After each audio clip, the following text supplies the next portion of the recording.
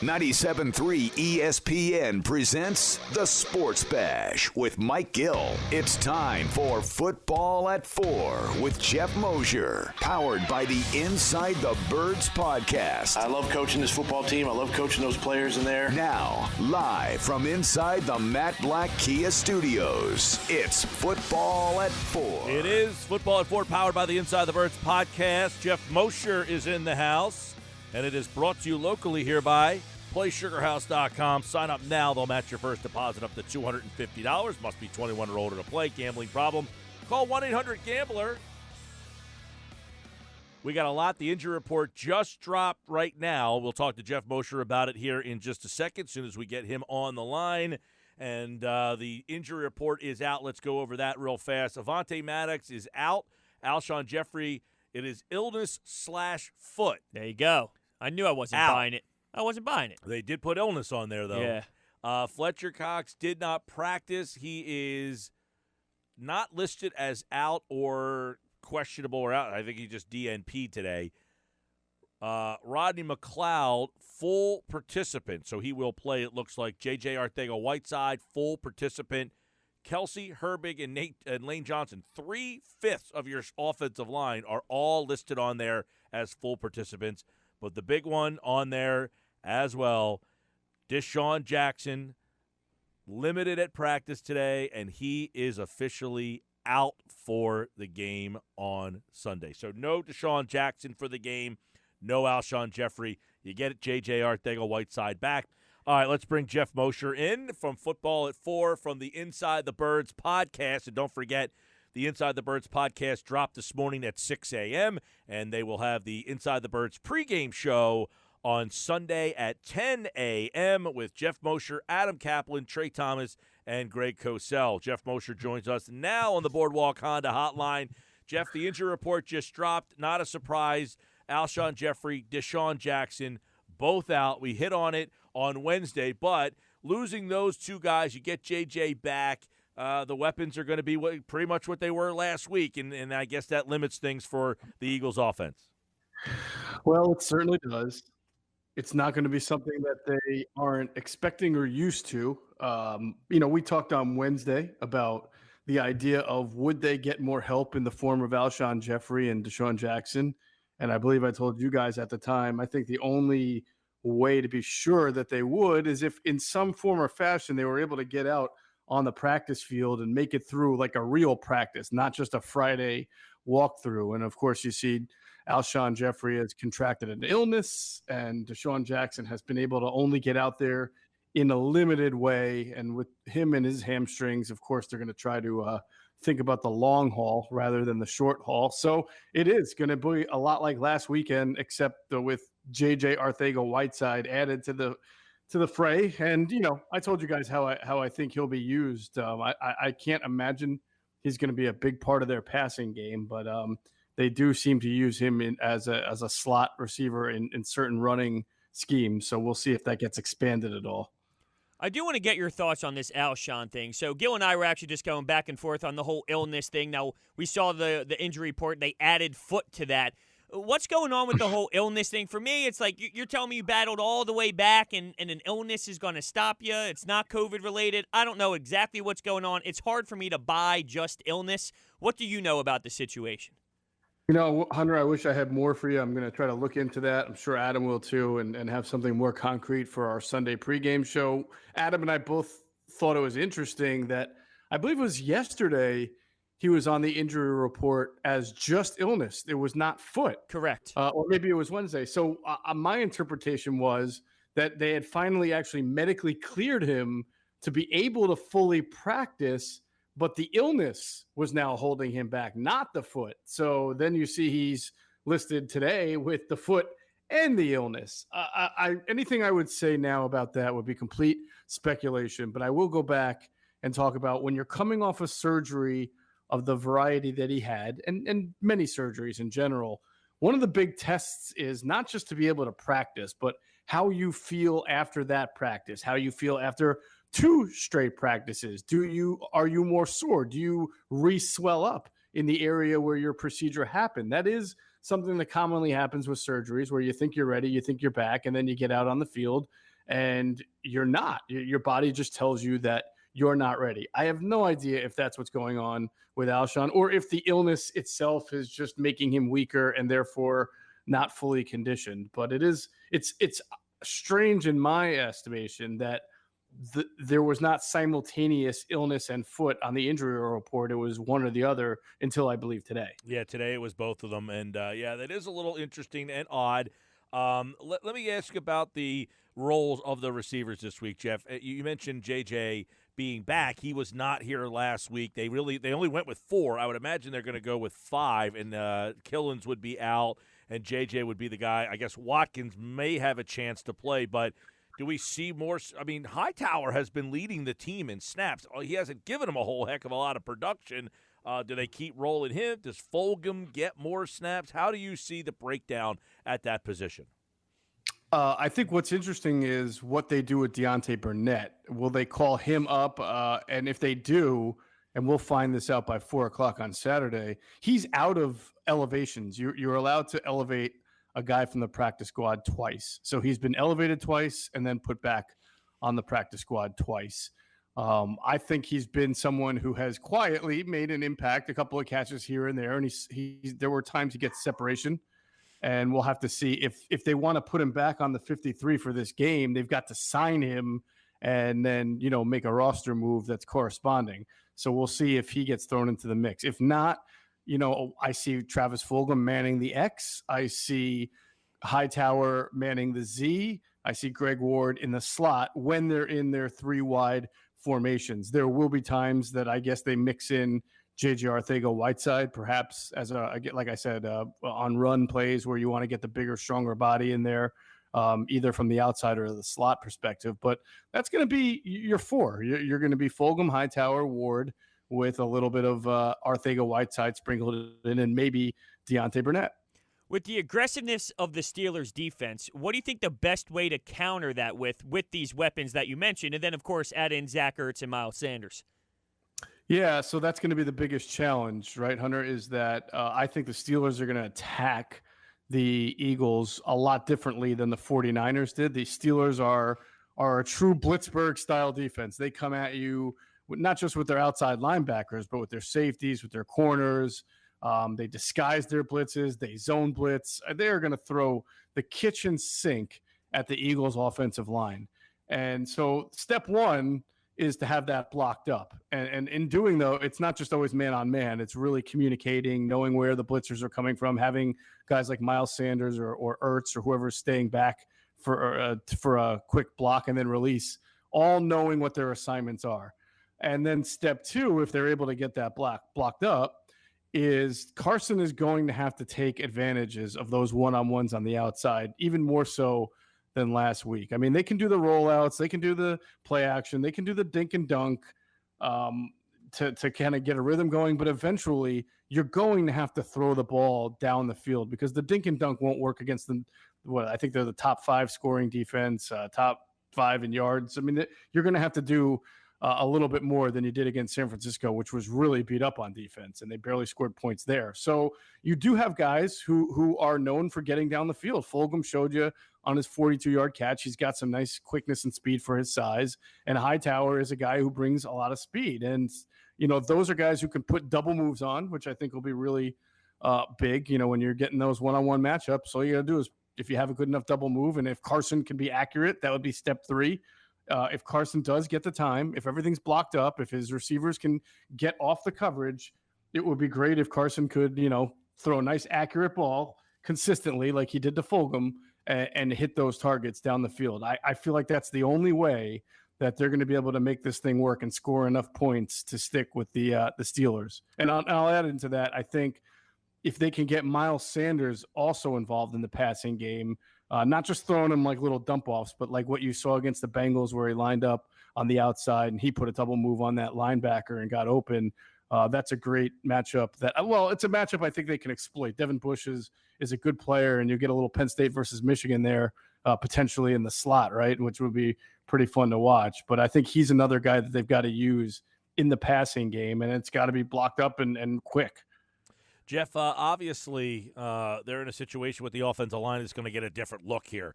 How does Pittsburgh attack differently than what San Fran did, because San Fran, you're looking at a 4-front as opposed to a 3-front. You got linebackers coming at you here, very good ones, by the way, Watt and Dupree. Mailata played well, but I think he's going to get some different looks that may confuse him this week. Yeah, the Niners, Mike, did not do a whole lot of complex stuff. Obviously they're a little bit undermanned. They were without 3 of their top 4 cornerbacks, right? No Richard Sherman, no Emmanuel Mosley. So they had to play it a little bit safer. They obviously didn't have Nick Bosa, and they obviously didn't have D Ford, one of their situational pass rushers. So Mailata didn't get really the full taste of what the San Francisco 49ers defense is really all about.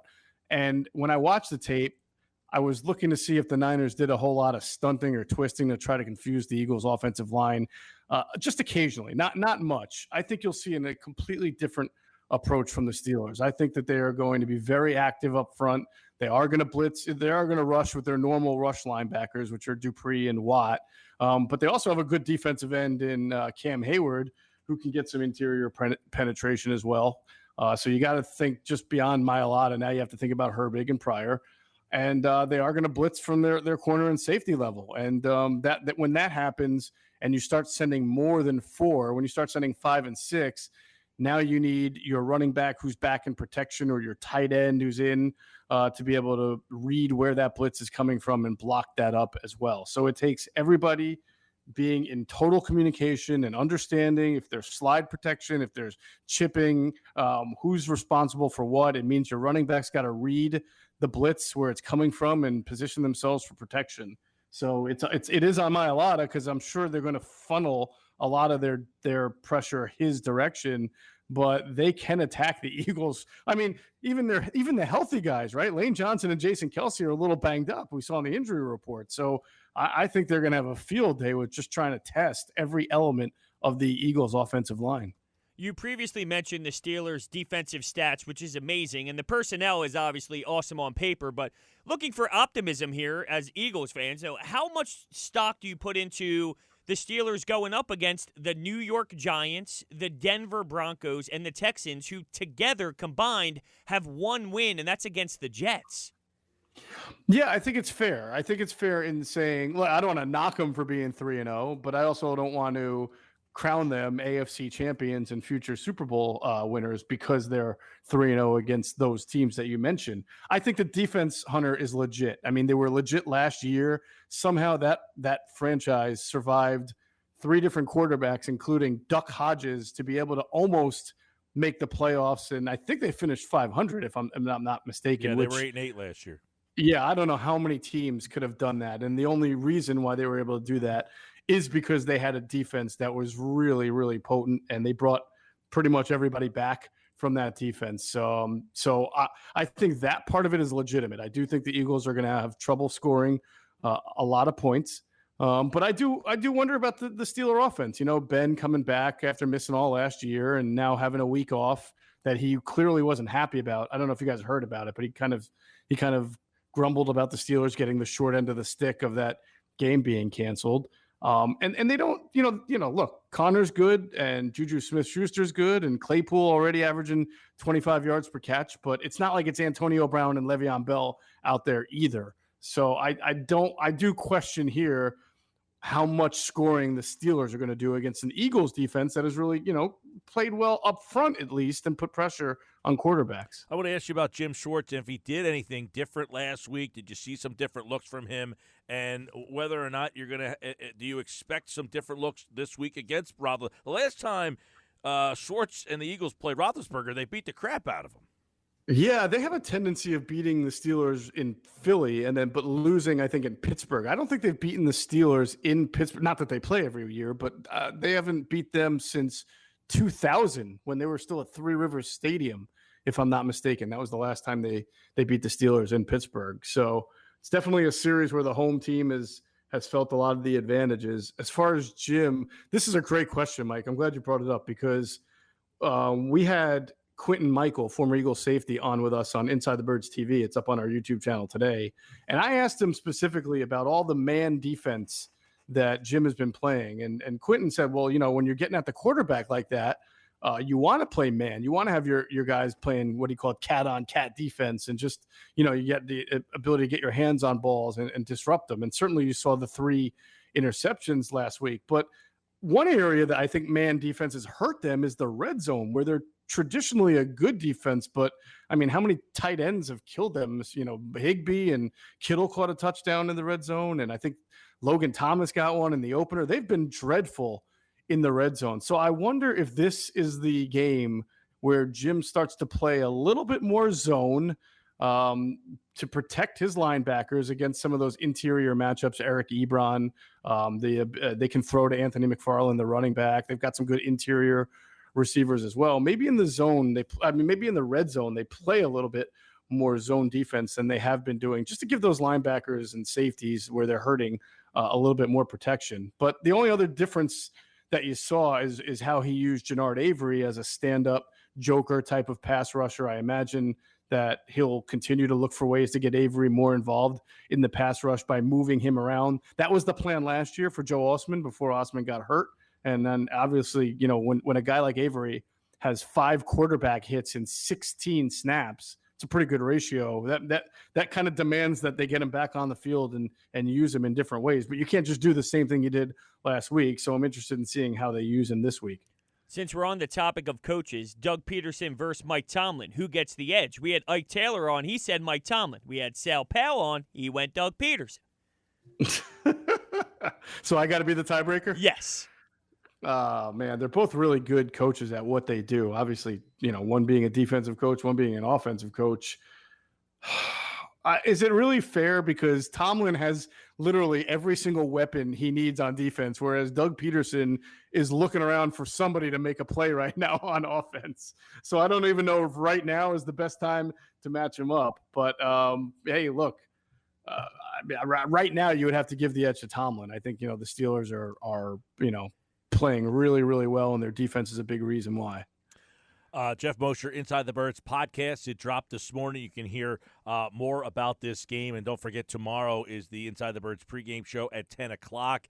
What about, where is a spot that Doug Peterson, if he's watching this tape and he says, all right, this is where we got them? Because I'm looking around at their defense, and they're pretty good, man. They're secondary. You got Hayden. You got Fitzpatrick at the safety back there. Their linebackers, obviously. Like, to me, if they get over aggressive, like does Zach Ertz, can they find the over aggressive linebacker and get Ertz involved? Because for whatever reason, they just can't get Ertz going. But is he the key in this one?